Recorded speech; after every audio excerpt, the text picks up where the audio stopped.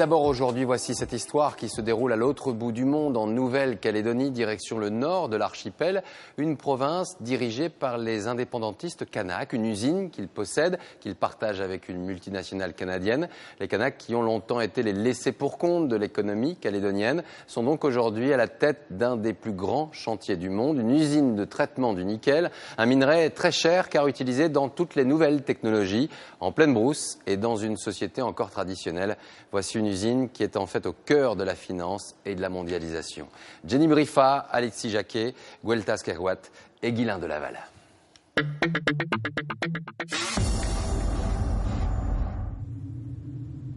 Il a beau essayer de se dissimuler derrière un manteau de brume, depuis des années, le massif du Koniambo est l'objet de toutes les convoitises.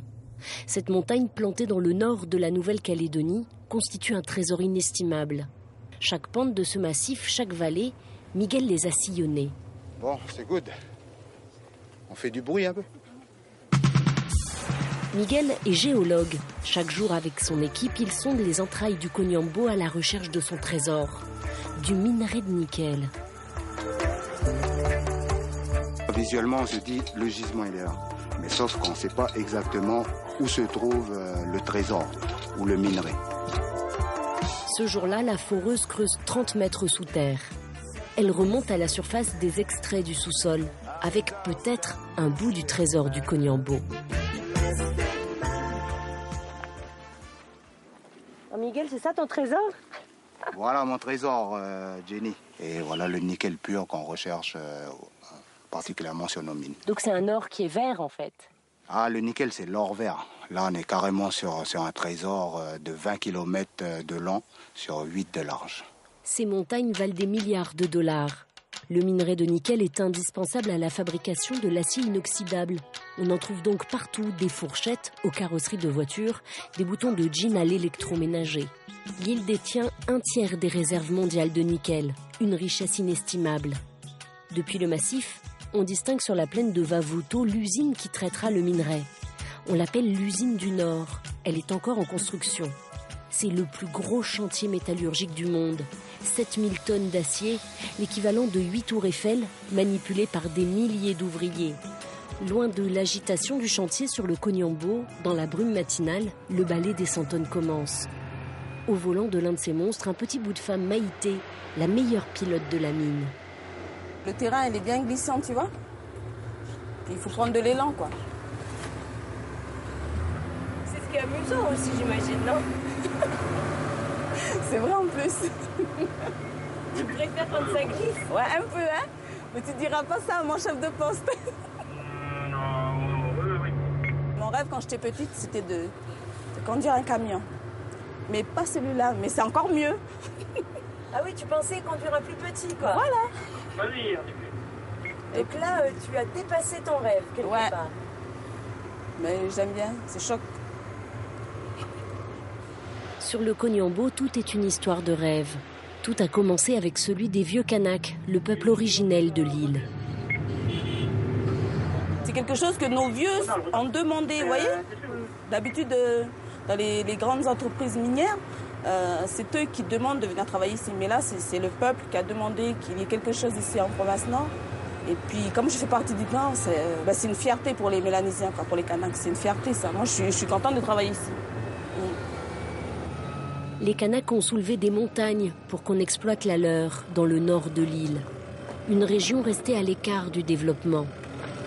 Avec leur bénédiction, chaque jour, on écorche un peu plus le massif. Pourtant, dans leur culture, chaque arbre, chaque rocher est comme vivant. Chaque bout de terre est relié à un clan, une tribu. Bah là, je dirais que c'est quand même paradoxal aussi dans le sens où ce lien à la terre qui est profondément ancré en nous les Kanaks et tout.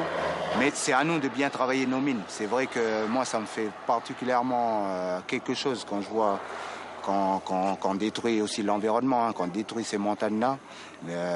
Mais c'est le prix à payer dans le cadre d'un développement. Ça nous fait mal à un côté, mais on sait aussi que ça donnera du travail pour nous, pour notre génération aujourd'hui, mais pour les générations aussi futures. Du travail, de l'argent, tous les habitants en attendaient dans cette région. Aujourd'hui, tout va changer grâce à la mine et surtout à son usine. Ce chantier hors norme compte 6000 travailleurs. Une fourmilière où se côtoient 39 nationalités. Et curieusement, tous les matins, ce temple du profit s'éveille avec une musique, un tantinet martial.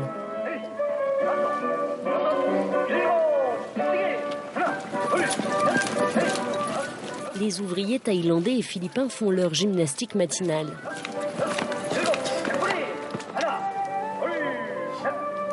Sur le chantier, la moitié des travailleurs sont étrangers.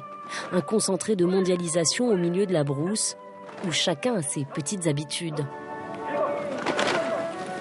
Comme le massage pour les Thaïlandais.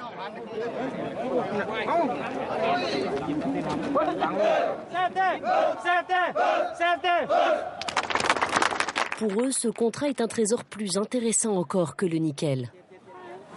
Avant, j'étais à Singapour et à Taïwan, mais ici, c'est beaucoup mieux. Mais pourquoi ? On est mieux logé et mieux nourri. Et surtout, le salaire est beaucoup plus élevé. On touche 1 250 €. Pour certains d'entre nous, ça représente 4 fois notre salaire habituel. Moi, je suis très heureux vraiment. Pas à pas, chacun s'approche de son rêve d'opulence ou de modernité, les Asiatiques comme les Calédoniens. Dans cette tour de Babel métallique, les mains font rapidement office de langue officielle.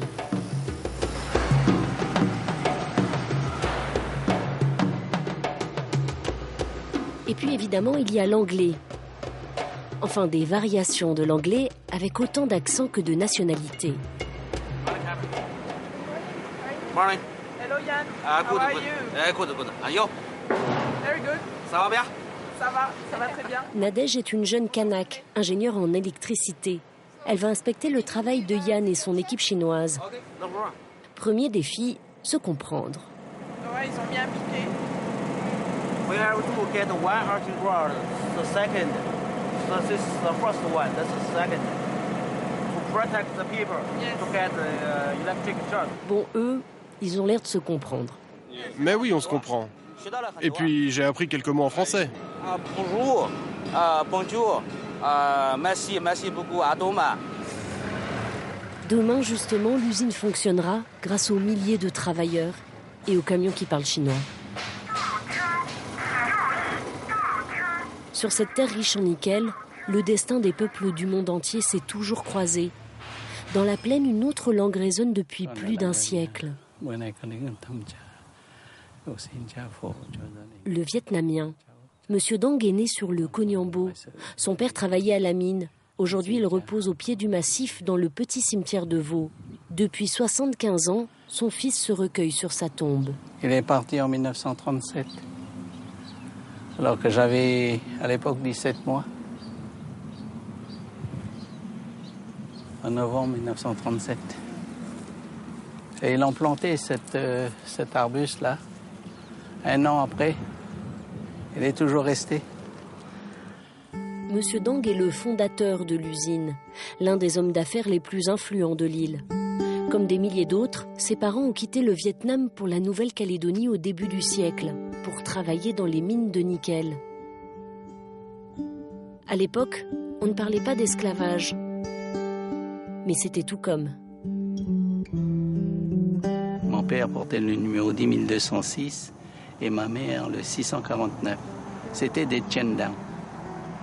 Et à l'époque, l'exploitation de la mine se faisait au pic et à la pioche. C'est un travail très dur. Un jour, ma mère me racontait que certains ouvriers manquaient parce qu'ils étaient malades. Et le contremaître faisait un cercle, il le mettait au milieu et puis le fouettait. Certains se faisaient écraser les doigts pour pouvoir être rapatriés sanitaires. Tellement qu'ils souffraient, tellement ils étaient malheureux. Monsieur Dang a grandi dans une Nouvelle-Calédonie coloniale, où les travailleurs immigrés et les Kanaks étaient laissés pour compte. Une souffrance commune qu'il n'oubliera pas. À la force du poignet, il se construit une belle situation dans l'automobile. Un jour, il vend une voiture à Jean-Marie Tjibaou, le leader indépendantiste kanak. C'est le début d'une profonde amitié. Jean-Marie Tjibaou veut préparer l'indépendance économique et politique. Monsieur Dang, le progressiste, accepte de l'aider. Il prend la tête d'une société minière acquise par les Kanaks. Ce que demandaient les Kanaks, c'est leur introduction dans le développement économique. Et c'est comme ça que j'ai accepté, car c'était aussi, pour moi, une façon de contribuer à une paix durable. Cette paix qui a volé en éclats dans les années 80. L'archipel était au bord de la guerre civile entre les militants indépendantistes et les partisans de la Nouvelle-Calédonie française.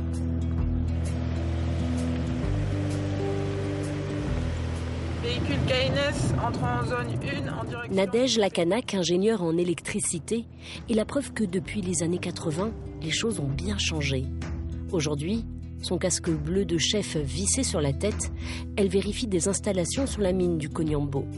Par la même occasion, elle supervise le travail de collègues, même lorsqu'ils sont blancs. Extrémité. Ah ben c'est juste alors. C'est bien 450. Ouais. Enfin, par rapport à T'as fait ce que je t'ai demandé. C'est pas toujours courant de rencontrer des Kanaks cadres ou superviseurs.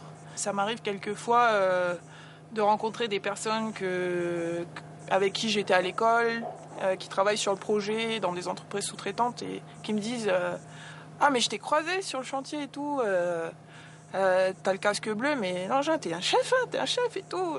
On voit que les gens sont fiers quand ils rencontrent des Kanaks à des postes à responsabilité ou qui sont impliqués dans ce projet, sachant l'importance qu'il a pour notre pays.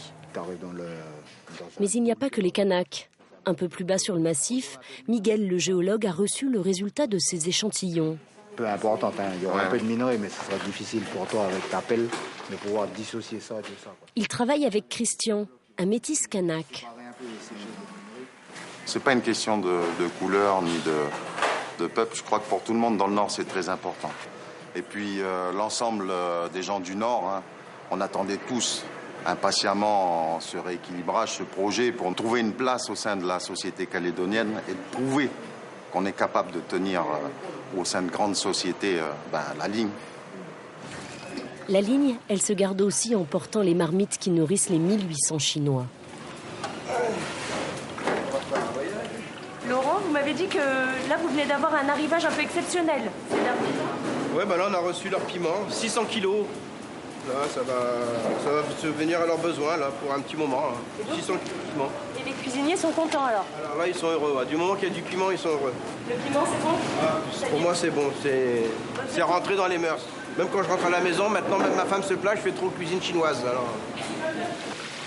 Dans cette cantine, on met les moyens pour satisfaire les papilles orientales. Bin, le chef, est venu spécialement de Chine remplacer un cuisinier occidental un peu trop fade. Et dès qu'on met du piquant dans la cuisine avec les Chinois, le succès est garanti. Margaret et Josiane en savent quelque chose. Faut aller vite.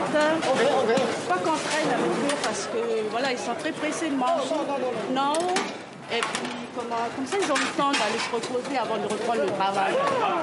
Avec la nourriture, ils n'ont pas l'air de rigoler, hein. Faut les servir vite ou quoi? Ah oui, oui. Ils sont très rapides, ils mangent vite et ils n'ont pas le temps de s'asseoir, de parler, discuter, ils sortent vite. Et ils mangent des sacrées assiettes, hein? Oui, surtout le riz. Vous mettez combien de riz? Il faut charger jusqu'à qu'ils disent stop.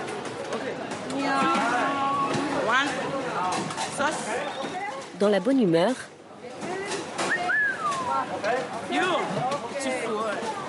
elles servent 3600 repas par jour. Pour ces ouvriers qui ne rentrent qu'une fois par an chez eux, comme Yann, ce réfectoire n'est pas seulement une cantine. C'est un lien avec leur pays. Quand je suis arrivé ici, les plats chinois étaient cuisinés par des Occidentaux. Avec les collègues, à la première assiette de riz, on s'est dit « mais c'est pas le riz de chez nous ». C'était vraiment très différent. Après une grosse journée de travail, on a envie de bien manger. Alors la direction a compris qu'il fallait faire quelque chose et ils ont fait venir des chefs cuisiniers de chez nous, les Chinois. Tiens, maintenant c'est mieux.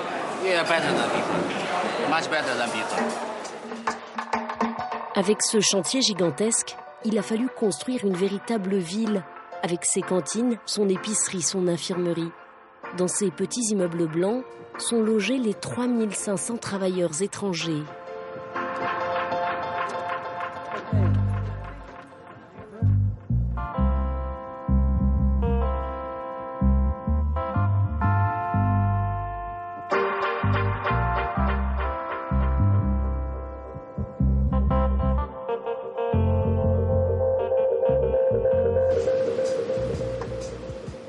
Quand la nuit est tombée sur le site, les travailleurs pensent à leur famille.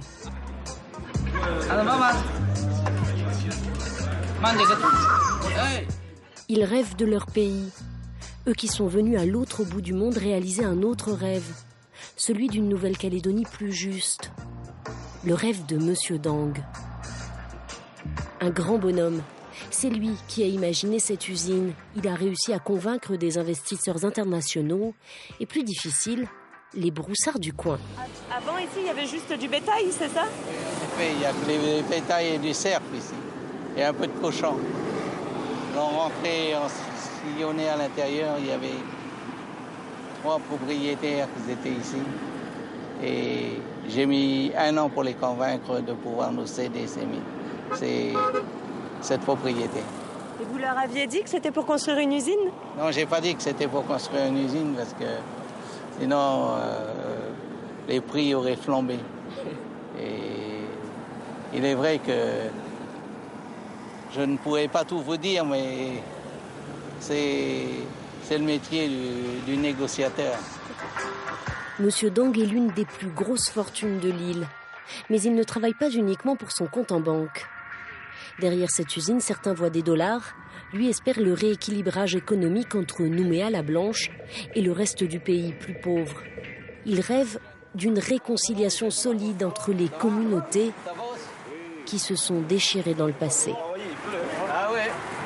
Monsieur Dang, vous êtes content de voir tous ces jeunes qui ont du travail grâce à l'usine? Oui, bien sûr.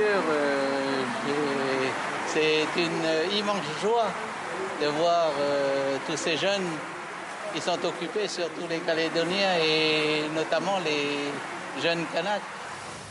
Ce jour-là, il est venu examiner l'avancement du chantier avec le directeur canadien de l'usine et son charmant accent. Regarde qu'en fin d'année, il faut absolument la première coulée se fasse. Vous avez raison. C'est un défi. Et ça, je vous le demande de faire l'impossible. C'est clair pour toute l'équipe. Vous avez raison. Monsieur Dang, businessman hors pair, a imposé une répartition du capital à faire pâlir d'envie les altermondialistes. La région nord, dirigée par les indépendantistes kanaks, détient 51% de l'usine. Le reste est aux mains d'une multinationale. Le directeur doit donc allier développement et profit. J'ai 2 actionnaires maintenant. Un actionnaire local et un actionnaire multinational. Et encore, avec une entreprise comme ça, c'est plus facile d'obtenir un équilibre entre les besoins d'un territoire, d'un peuple, d'un pays et les besoins d'une grande société multinationale. C'est la première fois que le territoire va toucher autant de dividendes de l'exploitation du nickel. Jusqu'à présent, l'argent du minerai s'envolait largement, ne laissant que quelques gouttes sur l'île. Il faut savoir que les multinationales, quand ils vont quelque part, ils essayent de tirer le maximum de profit. Mais je veux avoir 51 pour mon pays, car la majorité permet le contrôle de ma ressource et que les gens ne peuvent pas en abuser. Car une ressource minière, c'est quelque chose qui n'est pas renouvelable. Et je me rends compte que c'était un rêve par le passé et aujourd'hui c'est une réalité. Cette usine qu'il a longtemps admirée en maquette prend aujourd'hui vie. Déjà plus de 2000 emplois directs ont été créés pour les Calédoniens. Avant, on jouait au foot pour tuer le temps. Aujourd'hui, on tape dans la balle après une journée de travail. Un dynamisme qui se lit dans le paysage. Dans les petits villages du coin, c'est déjà le boom économique. Plus d'habitants, plus de 4x4 et une nouveauté, les embouteillages. Les embouteillages, c'est bon signe pour Henri, le nouveau garagiste du village de Vaux. Enfin nouveau, en quelque sorte. Oui, je me disais, quand vous avez quitté Vaud, quand vous étiez plus jeune, avant de partir pour Nouméa, vous imaginiez un jour pouvoir revenir pour travailler ici? Non, je m'imaginais surtout revenir pour prendre ma retraite. Finir mes jours ici, quoi. Mais jamais retravailler. Henri a monté avec son fils le 2e garage du village.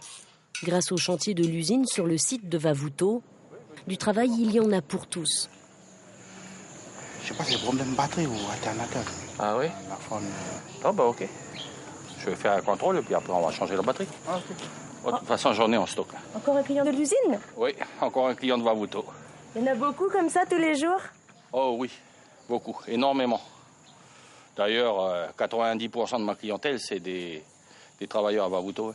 Je répare les karchers, je répare les bateaux, je répare les débroussailleuses, les tondeuses, les voitures. Pas les machines à laver. Là, je m'arrête là. Mais avant, il n'y avait qu'un seul garage, il avait le monopole, alors voilà. Maintenant, il y a la concurrence. Et au début, vous, l'usine, là, quand c'était à la phase de projet, vous y croyez ou vous disiez « Oh, ça va jamais sortir de terre, cette affaire » Vous savez, avec nos politiques, aujourd'hui, ils disent blanc, demain noir. On ne sait jamais sur quel pied danser, alors c'est pas évident, quoi.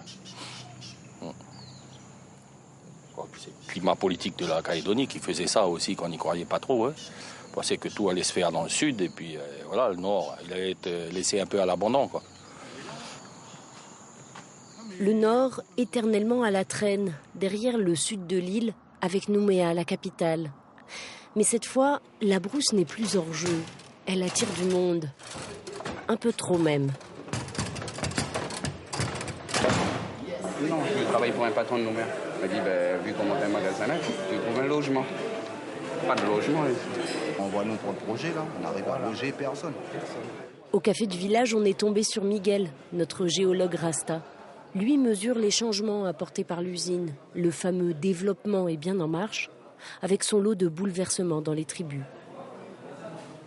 On a beaucoup moins de chasseurs, on a beaucoup moins de pêcheurs qu'à l'époque, on va dire. Parce que tous ces gens-là qui pêchaient ou qui chassaient à l'époque ou qui cultivaient leur terre, comme ils ont du travail, ils ont de l'argent, donc ils peuvent se payer leur nourriture aussi dans un supermarché à proximité dans les villages concernés. Mais c'est à nous aussi en tant que population, je dirais autochtone ou indigène, de garder aussi notre culture, nos traditions et nos cultures. Et nous on a la chance en Calédonie justement, et notamment dans nos tribus, d'avoir conservé toutes ces traditions-là qui nous sont propres. Et c'est à nous justement de faire la part des choses entre ces deux mondes. Le monde, on va dire, développé et ce monde traditionnel aussi. Miguel est confiant, lui qui s'est battu pour que ce projet sorte de terre, pour qu'enfin la brousse tire le gros lot. Ah, ça devrait plus tarder maintenant. Le 76, 76. Dans la petite ville du chantier, les ouvriers essaient de décrocher le bon numéro. Les soirs de bingo, la salle des fêtes de l'usine est pleine à craquer. Pour les travailleurs, les soirées sont longues loin de leur famille. Alors on se change les idées avec quelques numéros en espérant avoir tiré les bons. Le 69, 69, Odette, pour toi. Le 40, 49. Le sacré numéro, c'est surtout Manu, le présentateur. 77. Bingo. Et bien voilà, on a 3 gagnants. Et 3 winners. Bravo. Indonesia, China et Caledonia. Les briquets. Mais pour beaucoup, le français, c'est du chinois. Okay, thank you. Et ben voilà. Alors pour s'expliquer, Manu en vient aux mains. For full cars, all numbers, Chinese, okay? All numbers. Okay. Okay, perfect, guys. Okay, let's go. Et visiblement, les Chinois ne manquent pas de chiffres porte-bonheur. 79, 2, 2, le 2. À chaque fois, c'est les Chinois qui gagnent. Et pour le prochain gagnant, justement, derrière sur l'estrade, un sac de couchage. Ça, c'est pour toi. Un sac de couchage. Je pense pas que je vais rentrer dedans. Pour tes petits-enfants. Quand il y a du bingo, c'est intéressant de venir là que de rester en chambre. Et puis on oublie un peu le boulot. Parce qu'on est constamment à fond. Et puis, là, c'est pour se décompresser. C'est finalement la nuit que cette ville de travailleurs s'éveille. avec ses terrains de sport, son boulodrome, son Wi-Fi gratuit et ses petites ruelles le long des baraquements. Des algécos qui rappellent que cette cité est éphémère. Elle ne sera qu'une parenthèse dans la vie de ces travailleurs. Au détour d'une allée, un salon de coiffure improvisé. Yann, le superviseur chinois, se fait couper les cheveux par une collègue. En Chine, il y a des coiffeurs partout et c'est vraiment pas cher. Ici, il faudrait qu'on trouve une voiture pour sortir du site, payer la course, puis trouver un coiffeur et encore le payer. Ce serait trop cher. On préfère se débrouiller entre nous. Cette vie, loin des siens, il l'a choisie pour offrir de meilleurs revenus à sa famille. Yann est ici depuis bientôt 2 ans. Pour tous les travailleurs étrangers, c'est difficile d'être loin de chez soi, spécialement au moment des fêtes. Mais la vie n'est pas facile. Il faut faire des choix et puis il faut s'y tenir. C'est comme ça. Life is not easy.